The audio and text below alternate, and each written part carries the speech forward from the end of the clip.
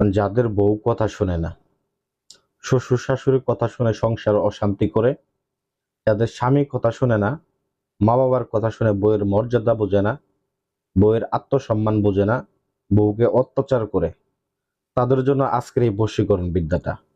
এই বিদ্যাটার মাধ্যমে আজকে আমি দেখাবো কিভাবে আপনি দূর থেকে আপনার স্বামীকে নিয়ন্ত্রণ করতে পারবেন, আপনার হাতের মুঠোয় নিতে পারবেন, বা দূর থেকে কিভাবে আপনি আপনার স্ত্রীকে আপনার হাতের মুঠোয় নিতে পারবেন এবং আপনার কথায় উঠবে, আপনার কথায় বসবে। এবং এটা করার ফলে পরবর্তীকালে কোনো লোক তার উপরে কোনো কুফরি করে আপনার সংসার নষ্ট করতে পারবে না, তাকে নষ্ট করতে পারবে না। তো কিভাবে করবেন, পূর্ণাঙ্গ নিয়ম আমি এখানে বলে দিব। অবশ্যই ভিডিওটা না টেনে সম্পূর্ণ দেখতে থাকেন।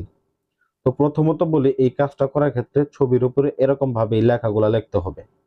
তো লেখাগুলো আমি আপনাদের দুঃখিত, আমি আপনাদেরকে দিতে পারলাম না। এটা আমি এই কাজটা একজনের জন্য করতেছি।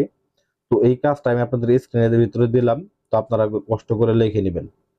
তো প্রথমত এই নকশাটাকে অঙ্কন করবেন, অর্থাৎ লেখাগুলা লিখে নেবেন ছবিগুলার উপরে।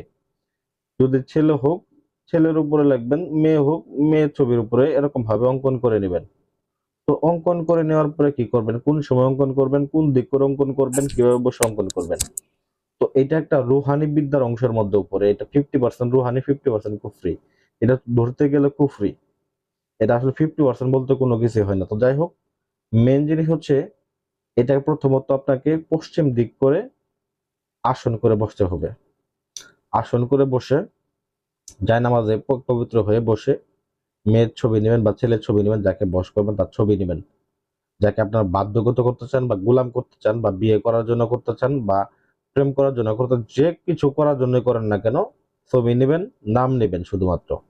নিয়ে তারপরে কি করবেন, এই নকশার উপর লেখাগুলা লিখবেন। কি দিয়ে লিখবেন, আপনারা যে কোনো কালো কালি দিয়ে বা লাল কালি দিয়ে এটাকে আপনি অঙ্কন করতে পারেন। এটার কোনো নিয়ম নাই, ওরকম ধরনের কোনো নিয়ম কিতাবে দেওয়া নাই। লাল কালি কালো কালি যে কোনো কিছু আপনি লিখতে পারেন। তবে পেছনে, ছবিটার পেছনে অবশ্যই যার প্রতি আপনি বাধ্যগত করবেন তার নামটা, তার বাবা মার নামটা, হ্যাঁ, তারপর তার নিচে নিচে মেয়ের নামটা, মেয়ের মায়ের নাম, মেয়ের বাবার নাম, এগুলা লিখে নিতে হবে। লিখে নিয়ে এটাকে সুন্দর করে আপনার কাপড়ের উপরে, লাল কাপড়ের সঙ্গে সুন্দর করে এটাকে পেঁচিয়ে নিতে হবে সুতা দ্বারা।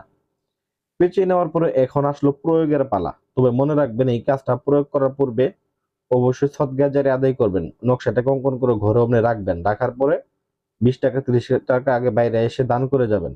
দান করে গিয়ে অবশ্যই বাজার থেকে একটা কবুতর কিনে আনবেন। সাদা কবুতর, একদম সাদা কবুতর। সেই কবুতরটার পায়ের মধ্যে এই নকশাটা, অর্থাৎ এই ছবিটা সহ যেটা আপনি কাপড় দিয়ে পেঁচিয়েছিলেন, ওইটাকে আপনি কবুতরের পায়ের মধ্যে বেঁধে দিবেন। বেঁধে কবুতরের গায়ের মধ্যে সিঁদুর মেখে দিবেন। ঠিক আছে, সিঁদুর মেখে দিয়ে তারপর আপনি এই কবুতরটাকে ছেড়ে দিবেন। অবশ্যই যদি পারেন দুইটা নকশা অঙ্কন করতে পারেন, দুইটা অঙ্কন করে একটাকে পাখার মধ্যে বাঁধবেন, একটাকে পায়ের মধ্যে বাঁধবেন। বেঁধে তারপর সুন্দর করে কবুতরটাকে ছেড়ে দিবেন।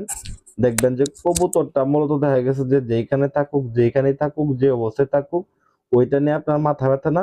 আপনি শুধু 24 ঘন্টা পর থেকে খেয়াল করবেন আপনার ফলাফল আসতেছে কিনা। এটা আমি 100% গ্যারান্টি দিলাম। 24 ঘন্টা পর থেকে আপনার ফলাফল আসা শুরু হবে। ওই ব্যক্তি যদি আপনাকে দেখতে না পারতো, আপনার কাছে উবজুব ফোন দিবে, আপনি যা বলবেন তাই শুনবে। আপনি যদি বলেন উঠ উঠবে, আপনি যদি বলেন বস বসবে, আপনি যদি বলেন কাপড় খুলবে, আপনি যদি বলেন যে আমার কাছে আয়, কাছেও আসবে। মানে এক কথা, যা বলবেন তাই শুনবে। সোজা কথা। আর যদি বলেন বিয়ে করার কথা, বিয়েও করতে পারবেন, কোনো প্রবলেম নেই। তো আশা করি ভিডিওটা ভালো লাগবে।